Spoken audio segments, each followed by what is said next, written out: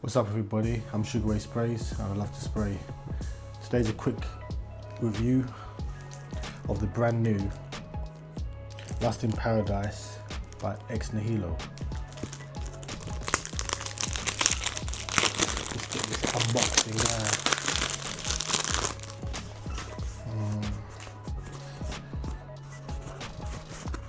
there. Yeah, I smelled this and this was like a, love at first sniff. It's unisex, it leans a little bit more feminine, but a dude can pull it off. It's the straight one. The EDP one's more feminine, but the straight one's more unisex. Okay, let's give this a spray.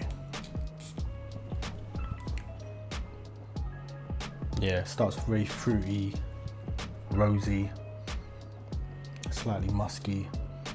It's strong as well, it being at a straight.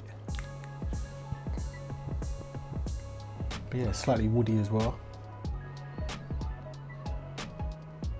Nice and fresh. I'd say you could use this all seasons, but would work better in the summertime because it's got that freshness. Yeah, you can use this out on a date. I wouldn't say running errands or to work. On a nice night out, or like a trip to the beach, like if you're on holiday. And check out the notes on this.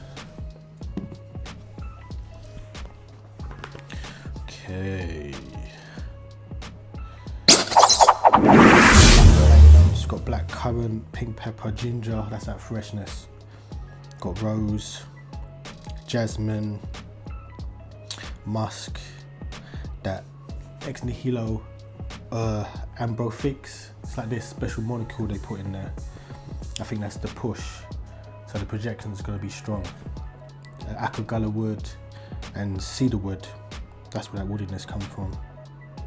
But yeah, it's great. It smells good, smells strong, very strong.